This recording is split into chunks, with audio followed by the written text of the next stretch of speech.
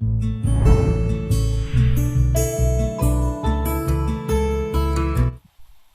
उसमें से फिर आज कौन लोग इकट्ठा आए हैं? प्रोफेसर्स आए हैं।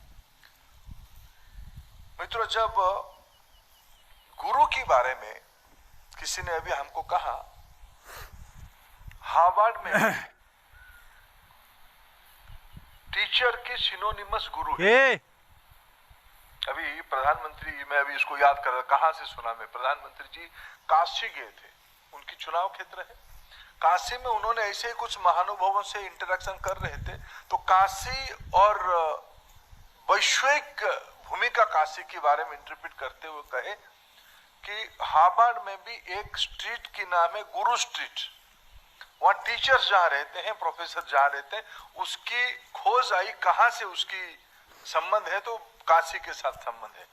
गुरु एक स्टेट ऑफ माइंड है, एक इंडिविजुअल नहीं हो सकता है कोई गुरु। गुरु एक शायद वेस्टर्नर्स अगर गुरु के बारे में इंटरप्रेट करेंगे तो उनको एक लिविंग बीइंग दिखेगा, कोई एक व्यक्ति टीचर है, असिस्टेंट प्रोफेसर है, एसोसिएट है, प्रोफेसर एमिरिटस है, ऐसे कुछ एक व्यक्तित्व मिलेगा। भारत में लेकिन गुरु एक स्टेट ऑफ कंडीशन है।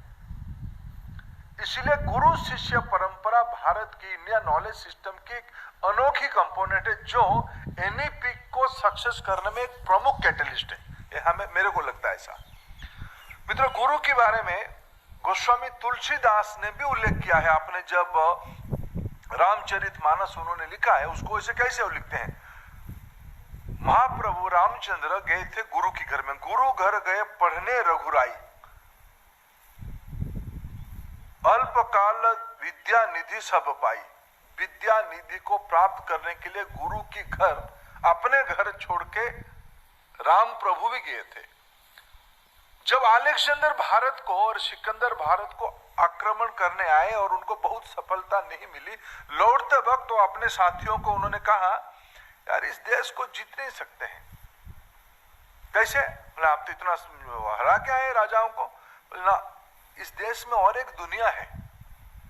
हम पाश्चात्य में, और हम जिस इलाके से हमें लगता है हम एक साम्राज्य स्थापित तब कर पाएंगे जब हम उस देश के राजा को पराजित कर देंगे। पॉलिटिकल पावर को अगर हम चेंज करते हैं एक मिलिट्री पावर के माध्यम से, तब वो देश हमारी हो जाता है। लेकिन भारत एक अलग देश है।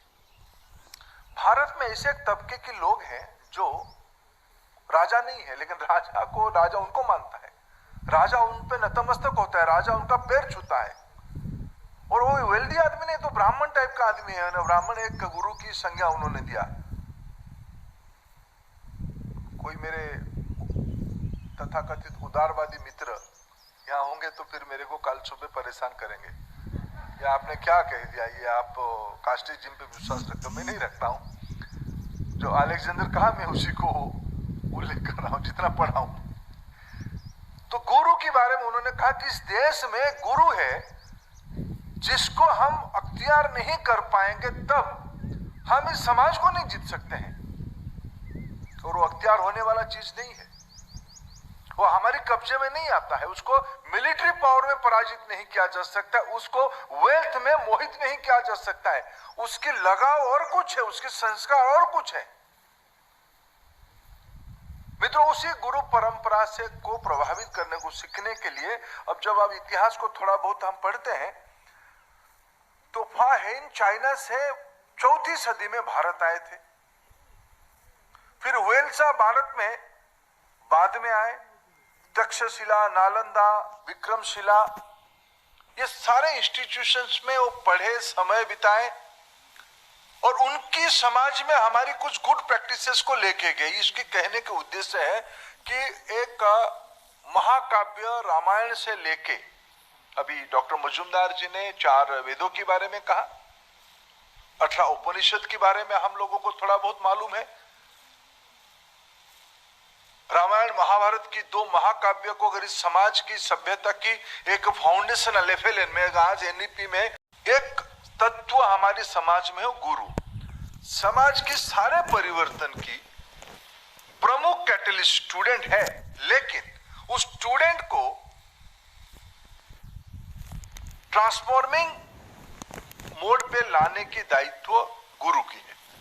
और मैं सौभाग्यशाली हूं, मैं एनईपी के बारे में ऐसे एक माइक्रोस्कोपिक माइनॉरिटी के सामने चर्चा कर रहा हूं। और दुनिया की इतिहास हमें यह समझाता है माइक्रोस्कोपिक माइनॉरिटी ही बड़ा सोशल रिफॉर्म रेनेसा खड़ा करता है। आज हमारे पास रिस्पांसिबिलिटी क्या है? एनईपी 21st सेंचुरी की भारत की पहला डॉक्यूमेंट है, नॉलेज डॉक्यूमेंट है। ये पॉलिसी नहीं है। भले ही इसको एक प्रशासनिक शब्दावली में, कॉमन लैंग्वेज में, इडियम्स में उसको समझाने का कोशिश किया गया है NEP. For me this is a philosophy.